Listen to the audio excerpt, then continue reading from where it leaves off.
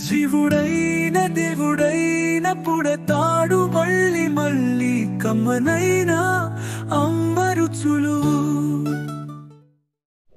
Hi friends, welcome back to our channel కమ్మని అమ్మ రుచులు.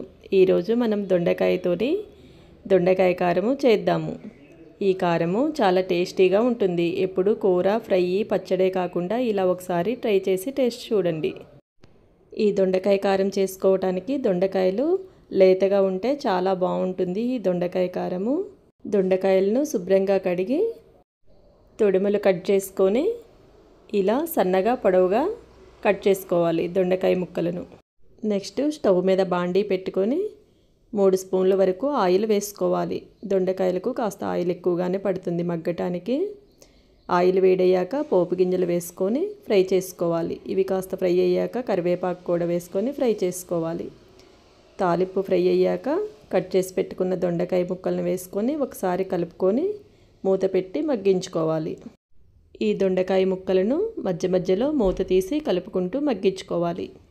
ఈ ముక్కలు మగ్గేలోపు మనము దొండకాయ ముక్కల్లోకి కారం తయారు చేద్దాము. ఈ కారం తయారు చేసుకోవటానికి స్టవ్ మీద ఒక గిన్నె పెట్టుకొని ఈ గిన్నెలో 2 స్పూన్ల వరకు పచ్చిశనగపప్పు వేసుకోవాలి. 1 స్పూను మినపగుండ్లు కానీ మినపప్పు కానీ వేసుకోవచ్చు. ఇవి కాస్త ఫ్రై అయ్యాక 1 స్పూను ధనియాలు, 1/2 స్పూను జీలకర్ర, 6-7 ఎండుమిర్చి. మనము ఈ దొండకాయ ముక్కల్లోకి వేరే కారం వేయనవసరం లేదు. కారానికి సరిపడా ఎండుమిర్చిని కూడా వేసుకొని ఫ్రై చేసుకోవాలి. వీటన్నిటిని డ్రై రోస్ట్ చేసుకోవాలి. సన్నపు సెగ మీద ఇలా కలుపుకుంటూ ఫ్రై చేసుకోవాలి. దోరగా వచ్చే వరకు ఫ్రై చేసుకుంటే సరిపోతుంది. ఇవన్నీ ఫ్రై అయ్యాక చివరగా 1 స్పూను నువ్వులు వేసుకొని ఒకసారి కలుపుకుంటే సరిపోతుంది. ఈ వేడికి నువ్వులు కూడా ఫ్రై అవుతాయి.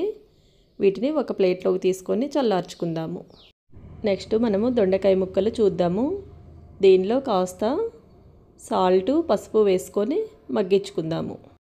ఉప్పు, పసుపు వేశాక మొత్తం ఒకసారి కలుపుకొని ఇవి మగ్గేలోపు మనము ముందుగా డ్రై రోస్ట్ చేసి పెట్టుకున్న శనగపప్పు, మినపప్పు అవి ఉన్నాయి కదా, వాటిని మిక్సీ వేసుకుందాము.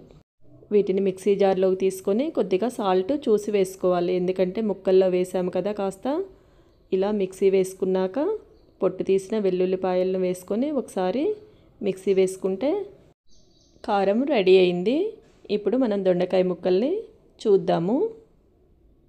దొండకాయ ముక్కలు చక్కగా ఫ్రై అయ్యాయి. ఇంకా దీనిలో ఇప్పుడు మిక్సీ వేసుకున్న కారాన్ని వేసుకొని కలుపుకుందాము. ఈ దొండకాయ ముక్కలకి సరిపడా కారం వేసుకొని కలుపుకుందాము. నేను మిక్సీ వేసిన కారం మొత్తం వేయలేదు, దీనికి సరిపడా మాత్రమే వేసుకున్నాను. ఇదిగోండి కాస్త మిగిలింది. ఇలా వేసుకొని మొత్తం ఒకసారి కలుపుకొని ఒక సర్వింగ్ బౌల్లో సర్వ్ చేసుకుందాము. దొండకాయ కారము రెడీ అయింది. ఇది రైస్లోకి చాలా బాగుంటుంది. మీరు కూడా ట్రై చేసి టేస్ట్ చూడండి. ఈ వీడియో మీకు నచ్చినట్లయితే లైక్ చేయండి, మీ ఫ్రెండ్స్కి షేర్ చేయండి. కొత్తగా చూస్తున్న వారైతే సబ్స్క్రైబ్ చేసుకోండి. Thank you for watching. వంటిల్లే దేవాలయమైతే ప్రతి పదార్థం ప్రసాదమే కమనైన అమ్మ